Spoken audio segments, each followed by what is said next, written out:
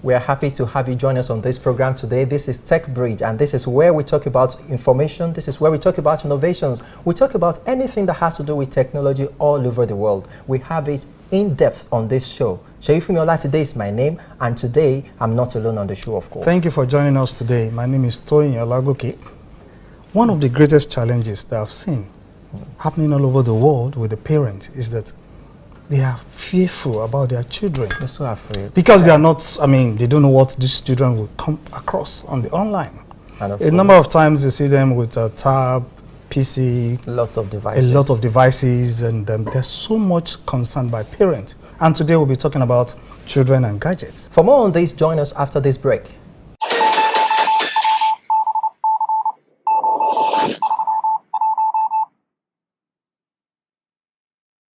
You're welcome back from that short break. The program is still Techbridge, and today, like we told you, we'll be talking about children and gadgets. And we have this story for you from Jeff Gavinowski, and he's the regional manager of Intel's Classmate PC in North America. He shared this, and I just wanted to have it. He said, "My 11-year-old daughter started a Twitter account unknown to me, and I'm not ready for my 11-year-old to be plugged into the social web. When I found out that she had an account, I logged into her netbook and started using a monitoring software product. And what did they find out? They could confirm that she did start a Twitter account and was sending messages to someone she thought was Joe Jonas of the Jonas Brothers. And this is something of concern. This is a kind of experience an average parent will witness in Nigeria, probably all over the world. Their children go into a lot of things when it comes to social media, when it comes to devices and gadgets online. But there is a way they can checkmate all of this. Most children, they've been left in the hand of predator. They are exposed unnecessarily to a lot of tools, a lot of web, a lot of online and video that is supposed not to have access to. And the more reason why the parents should actually guide against this issue of exposing their children to, well, I call it children's theft. Because they steal their mind. Their mind is corrupted at a tender age. Yes, which should not their mind is still very blank. Very fresh. Yes. And so the more reason why you need to know how to guide these children jealously against what they watch, what they see, what they do, using their tab, using their PC or laptop. They need to be saved. And eventually, when we talk about that, we go specific now. Most of the children that we have now, they just want to have something on their hand. They want to have their daddy's phone, their mom's tab. They want to keep pressing something. So it's subject to debate that should we just cut them off outrightly until they are of age, or we try to do something to monitor them. And that is what this program is trying to address today, children and gadgets. We have some risk factors that are involved if a child is exposed to too much of this content without being monitored. We want to start from that.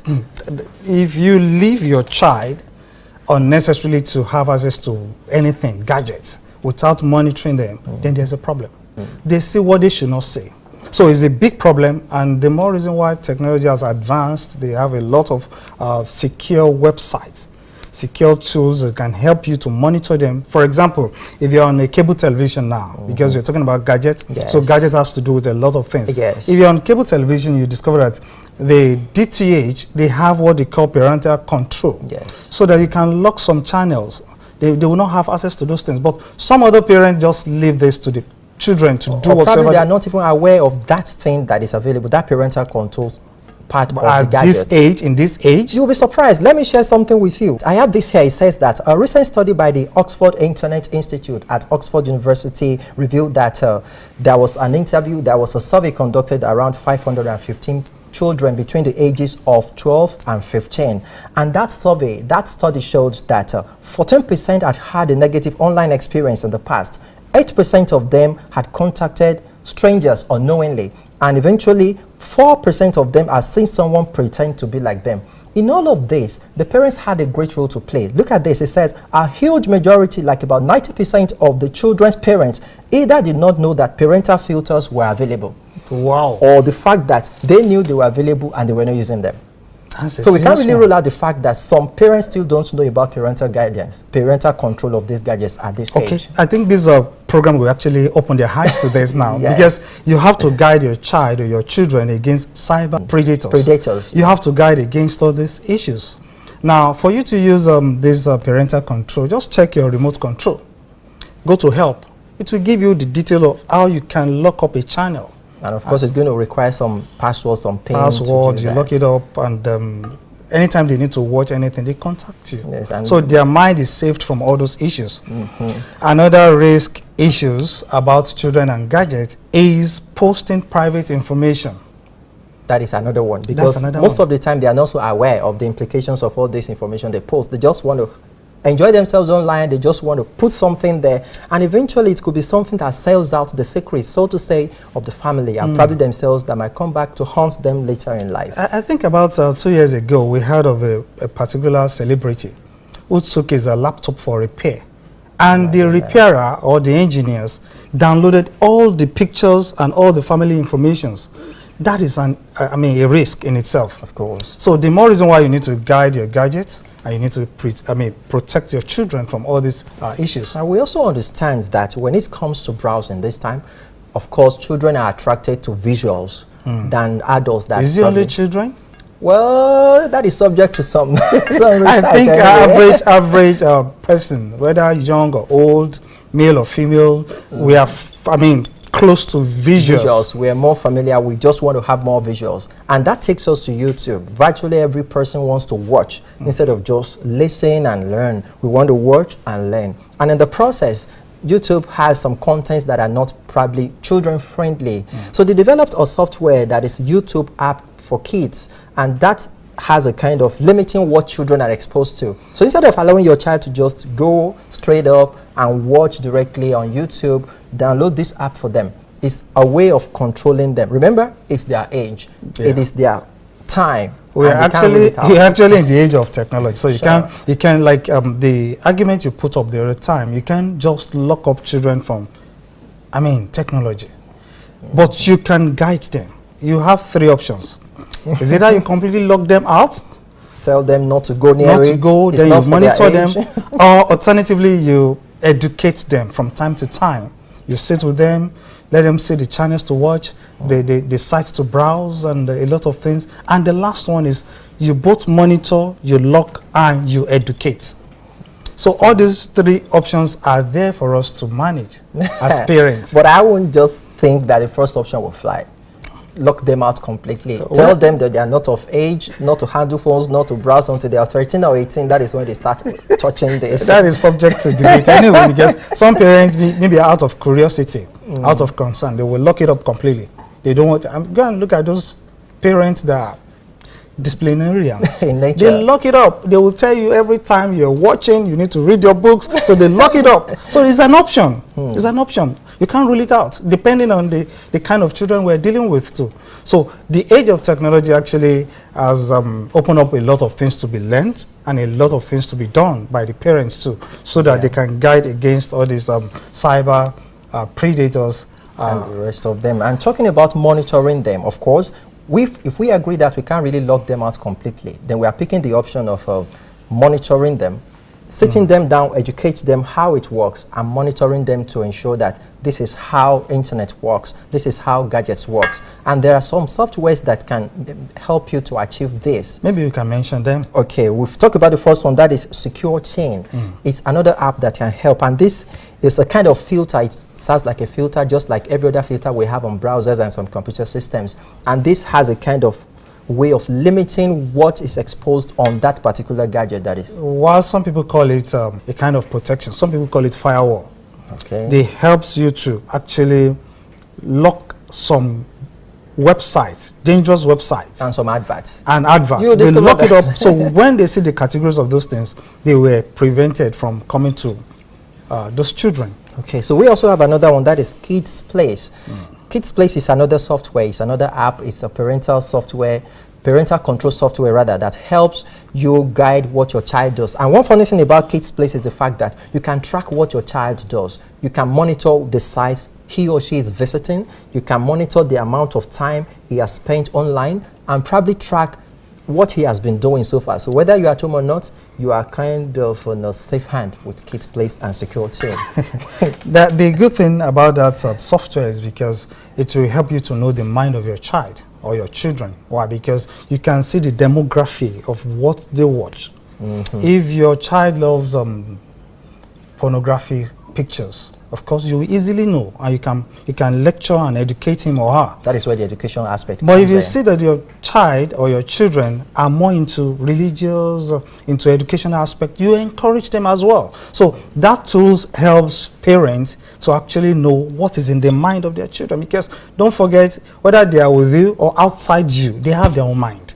So you must be able to help them to tender their mind in a positive way. So it's a good tool for parents. Yes, and like we were sharing before we came on this show, we said that if parents actually lock out their children from this internet, the online thing, they will learn the wrong thing from their friends. That's the honest truth, because you can't say because you want them to learn good things and you lock them up.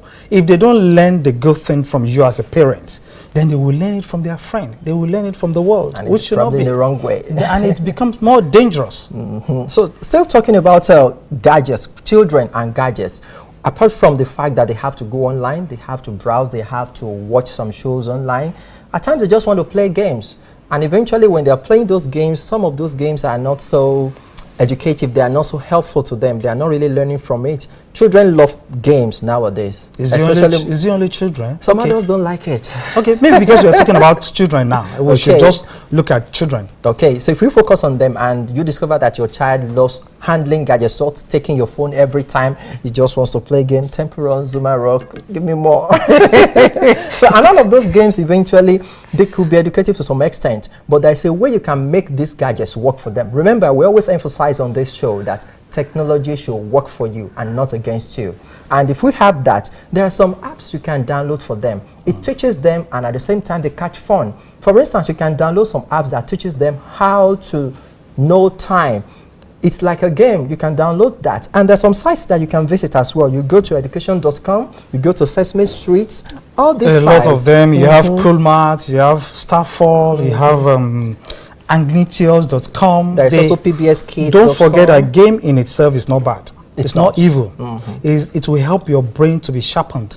It will help your intelligence. It keeps you more at alert. You're always ready. So these apps, it helps children to develop their mental faculties.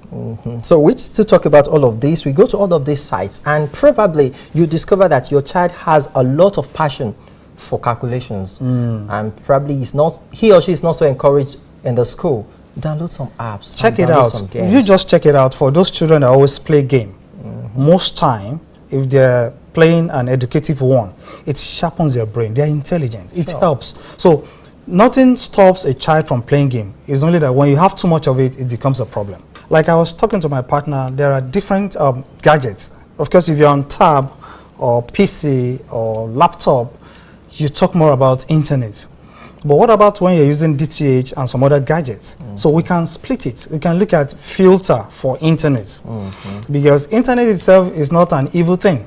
But if care is not taken, there will be a problem. Yes. So we look at filter on browsers. Yes. You must always set the filter to guide against illicit sites. So that filter is a kind of feature. It's an inbuilt feature for virtually every browser. Every browser. And you find that when you navigate from your settings to parental control and you turn on the safe search, you can find it on Google Chrome. You can find it on this other one, Internet Explorer, Nescafe, Mozilla Firefox, Mozilla. All of them have all of this, and I think they've taken into consideration the fact that we can't rule out children from being exposed to some of these things online, and there must be a kind of gatekeeping for what they are exposed to. It's a gatekeeping actually, but it goes beyond that. Even for children, for example, if you always have unsolicited advert that pops up on your laptop, you can prevent that from happening to you, even as parents. We're talking about education for children. Yes, that is education.com.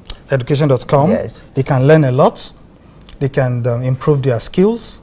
It can enhance their ability to read, ability to answer questions, and to think and as to well. think wide and be the best scientists or the doctors or financial guys. You know what I've observed over time, that the present education system we're running now is tilting rather towards the fact that every child must know how to use one gadget or the other. So now tell me, if you have not exposed your child to laptop usage, it becomes a problem even in the exams. Yes, in fact, there are some schools now at the moment, part of the requirements they ask for your child to gain admission to that school, even at primary school level, is a tab. Because learning takes place beyond the four walls of the classroom. Absolutely. They send some stuff to the child's tab. He or she reads, or probably online, submits the assignments online. That is where the world is now. So parents should wake up to that reality. A lot of schools now, they do what they call e-learning. It's e-learning, no book anymore. You have to do your assignment online. You have to read online. You have to, anything you want to do has to do with online. And it's a way of building a database to keep those children in a progressive manner. I wish parents can do more research, more thing about children and gadgets. Don't lock up your child out of technology, out of gadgets. They need it. Yes, just sit them down, educate them, let them know how it works, and monitor them. That is all we have on this discussion segment, Children and Gadgets. We go for a short break now, and we'll join you after then. Google has partnered with the U.S. Department of Defense to help the agency develop smarter drone software. According to a report from Gizmodo, Google has agreed to provide the DoD with machine learning software that will help the department's computers better detect objects in surveillance drone footage. The new partnership, which was leaked from an internal Google mailing list confirmed in a statement, is part of a DoD initiative called Project Maven, also known as the Algorithmic Warfare Cross-Function Team. According to a DoD news release issued last July, Project Maven aims to improve America's ability to win wars with computer algorithms and artificial intelligence by rapidly upgrading the military's ability to analyze drone footage. The project's first goal is to develop artificial intelligence capable of automatically detecting 38 classes of objects regularly seen in military drone footage. This will ultimately help data analysts pass the millions of hours of video captured each year by drones surveilling combat zones in such countries as Iraq and Syria. Today, most web browsers have private browsing modes in which they temporarily desist from recording the user's browsing history. But data accessed during private browsing sessions can still end up tucked away in a computer's memory where a sufficiently motivated attacker can retrieve it.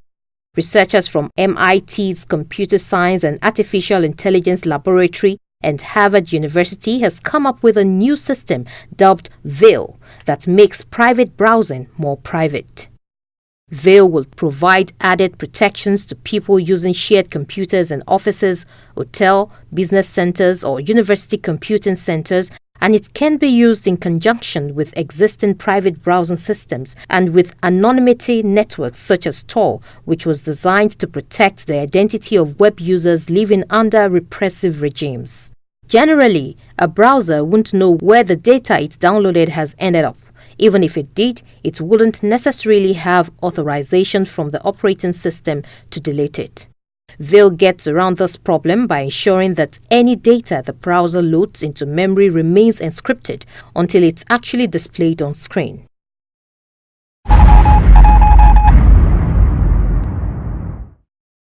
Numerous complaints have been raised by Nigerian subscribers over receiving unsolicited messages from their mobile operators. Some subscribers have taken the legal combat route, filing cases against telcos on the grounds of rights abuse by disclosing their vital information such as phone numbers to third parties.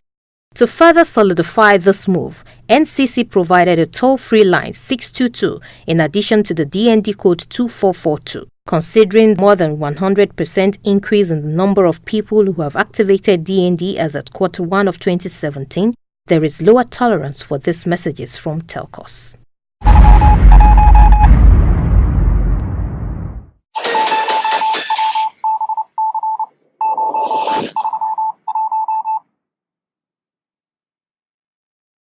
just listened to Tech News Updates, and on that note, we're going to drop the curtain on this show today. We also want to tell you that you can join us on our various social media platforms. You can connect with us via our YouTube channel, via our Facebook channel, and email. Of course, you can follow the conversation on Twitter. That is Techbridge, hashtag TechBridgeLTV. We'll be glad to respond to you.